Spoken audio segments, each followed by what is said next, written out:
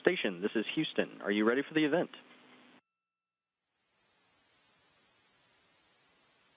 Houston, this is Station. We're ready.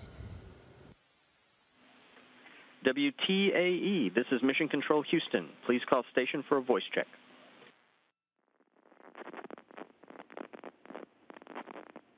Station, this is Kelly Sasso with WTAE. How do you hear me? Kelly, we read you loud and clear. Welcome aboard the International Space Station. Thank you so much. I have chills right now. What an amazing opportunity. I know we just have a few minutes with both of you, so I would love to start, Andrew Morgan, with you. Your parents are going to be able to watch this from Newcastle. You are a Pittsburgh area native. What do you want to say to your parents? Well, I'd like to say hi to everybody there in Western Pennsylvania. My parents and my grandparents, aunts and uncles all live there in the Newcastle area. I grew up as a military brat. My dad was an active duty officer, and Newcastle was always what I called home. That was where we went to on the holidays, and that's what my children also know as home. That's where they go for the holidays as well. So it's a special place. Special place. So is space. I've never interviewed someone that's floating before. What is it like to grow up in this area and now be joining us via the space station through satellite? That has to be an amazing feeling.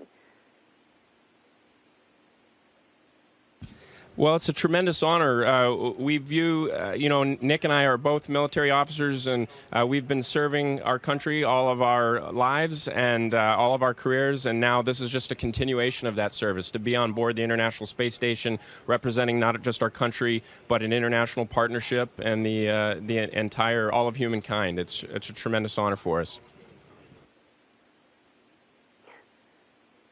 Absolutely.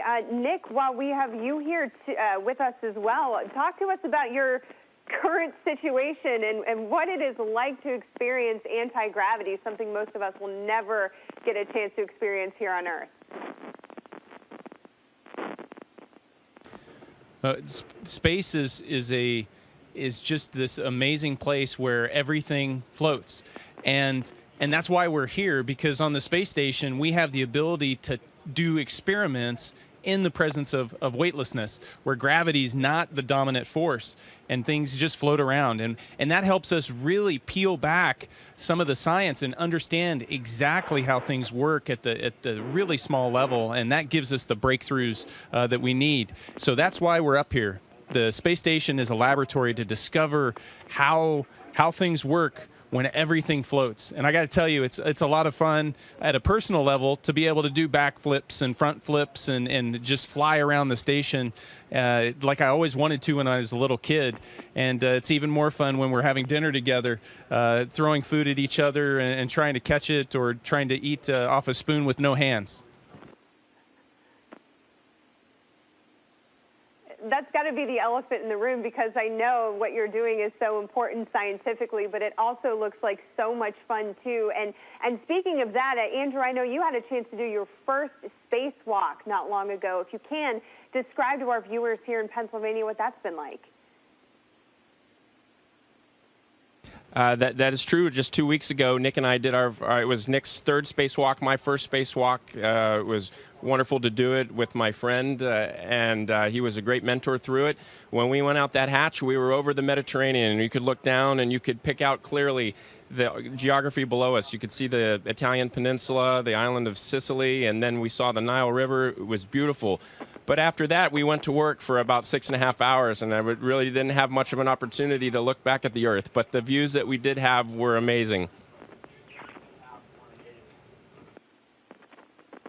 Do you ever try to locate home when you're up there, Pennsylvania, West Virginia?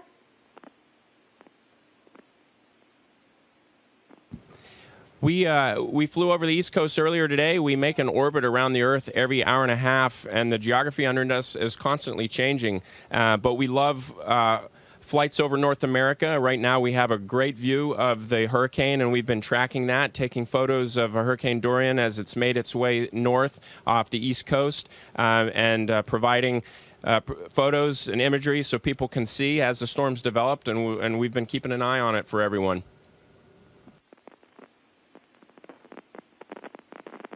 Yeah, that's actually a really good point. Dr. Morgan, I know you took an amazing picture and that you tweeted out of this hurricane. Have you ever seen anything like that from your perspective up there before? It's incredible. We see clouds constantly all over, but when you see a cloud mass form over the course of a couple of days as the storm matured into a bigger, larger, more powerful storm and the eye became more consolidated, it's amazing the power that this planet is able to produce.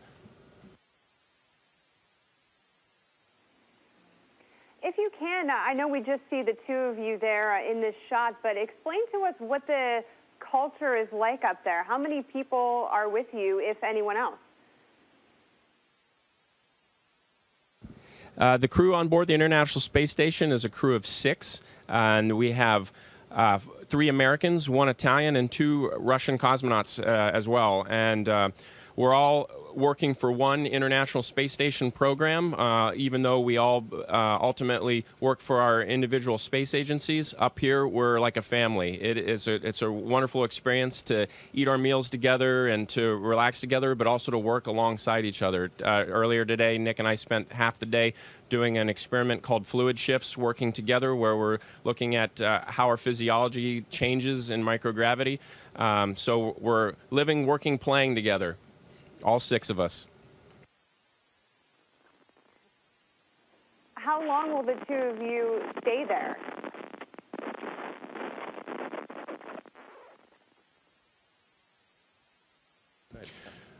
So Drew gives me a hard time and says that I'm a short timer now because I only have about another month. But my mission is 203 days, and Drew's is a touch longer than that. My mission will last almost between 8 and 9 months, and so I'll return in the spring of 2020. And Nick will leave here shortly. His time on board ISS will end at the beginning of October. Gotcha. Something that's been big news down here is the mission to the moon in 2024. What can you tell us about that?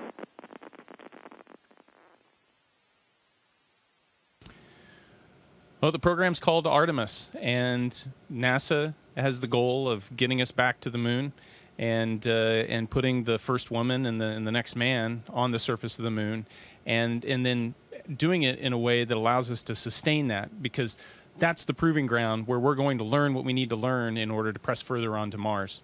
And so it's an exciting time. Every day you can feel the momentum and the energy building behind this idea of returning to the moon. And, it's palpable even up here, even though we're isolated and away from everyone on the ground.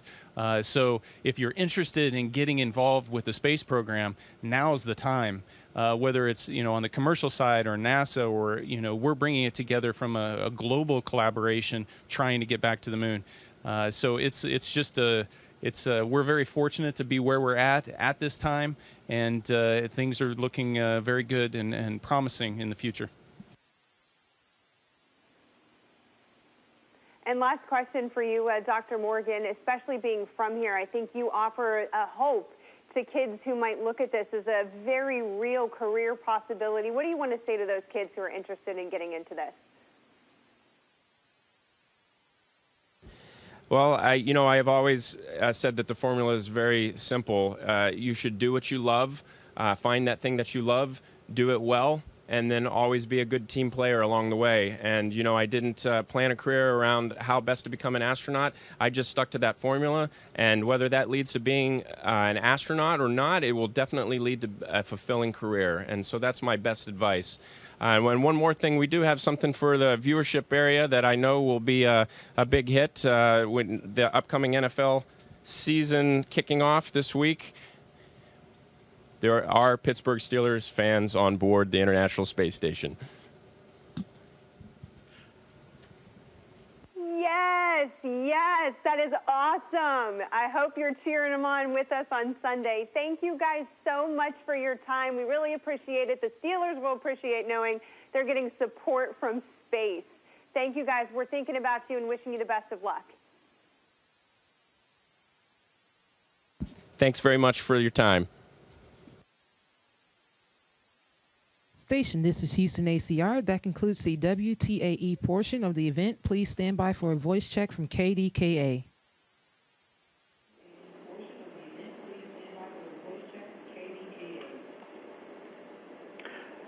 Station, this is David Highfield with KDKA. Do you hear me? David, we read you loud and clear. Welcome aboard the International Space Station.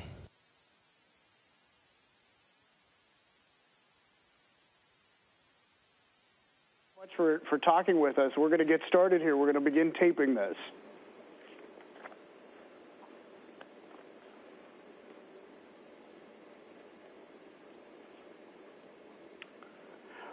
Welcome back. We are so excited to chat with two astronauts while they are on board the International Space Station right now. In fact, one of them is from our area. Dr. Andrew Morgan was born in Morgantown, and his parents, Richard and Janice, live in Newcastle. He considers our area, the Pittsburgh area, his home. And also joining us is Nick Hague, who grew up in Kansas. Thank you both for making time for us.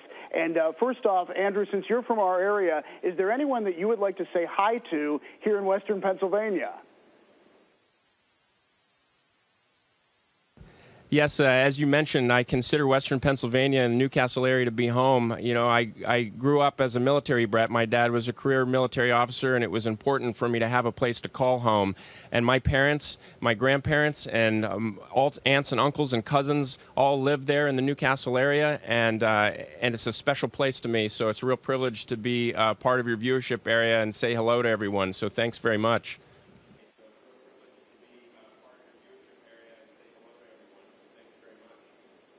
Now, Nick, you both took part in a spacewalk recently that was pretty important. Tell us about that. What was that about?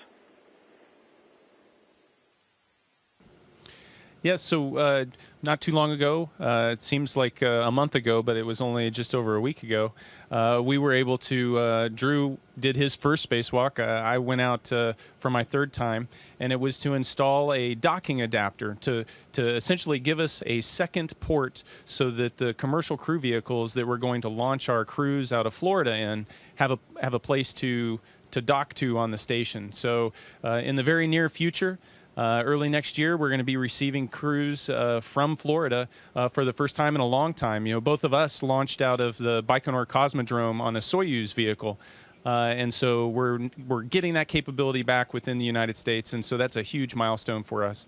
Obviously, an experience like that, doing a spacewalk, especially when it's with a friend, is you know, truly out of this world, and it's hard to put words to it just how awe-inspiring the whole experience is.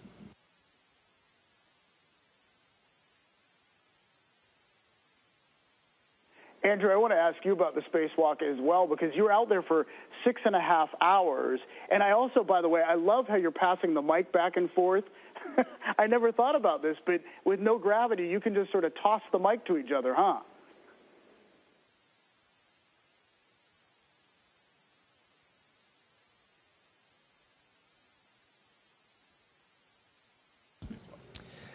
So, you know, it was my first time out the hatch, and Nick, my friend, was also my mentor throughout the process. And when we got out of that hatch, we were over the Mediterranean, and you looked down, and it's clear as day. You could pick out the entire Mediterranean, the Italian peninsula. I could see Sicily, and then off in the distance, we could see the Nile River and Egypt approaching.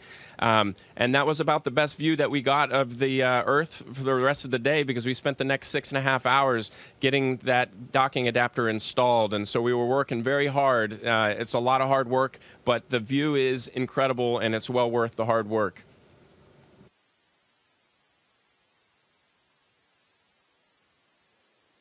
Drew, does it take a while to get just used to being in a space with no gravity? I mean, how long did it get for you to become acclimated to all that?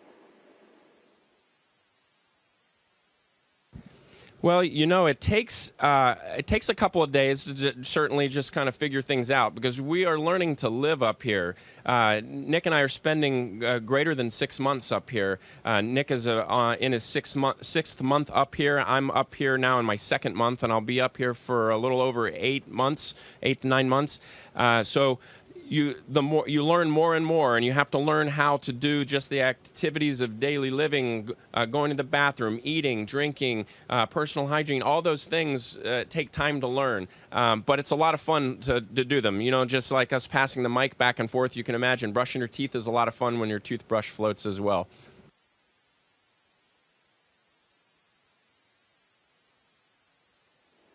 I can't even imagine that. Nick, who else is on the space station with you? It's not just the two of you. You're part of an international team, right?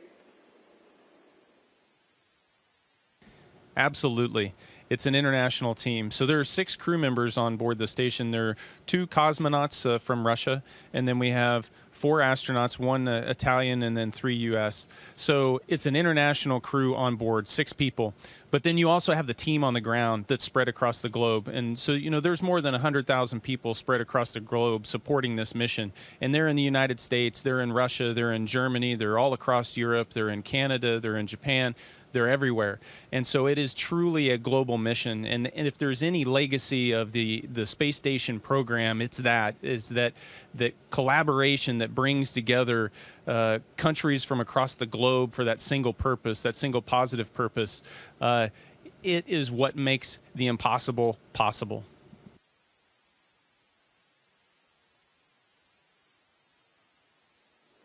That's fantastic. And Drew, before we let you go, any advice you have for young people that are watching this who maybe want to explore space when they grow up? Yes, David, my formula was very basic. It was to find the thing that I would recommend finding the thing that you love, doing what you love, doing well at that, and then being a good team player all along the way. That was a very simple formula that worked very well for me. I didn't plan my career around becoming an astronaut, and for anybody that aspires to become one, following that formula may lead to becoming an astronaut, or it will most certainly lead to a very fulfilling career. And the one last thing I wanted to leave with you in the viewership area there is that I wanted to let y'all know that, let Yins know that there is a Pittsburgh Steelers fan on board the ISS getting ready here for the NFL season.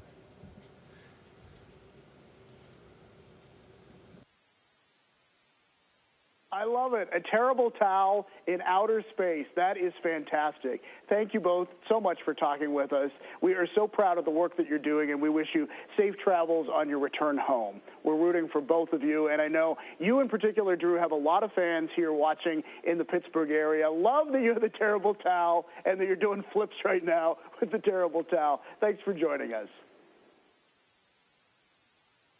Thank you, David, and hello to everybody there in the Pittsburgh and the Western Pennsylvania area. Love you all. Glad to represent. Station, this is Houston ACR. That concludes the event. Thank you to all the participants from WTAE and KDKA. Station, we are now resuming operational audio communications.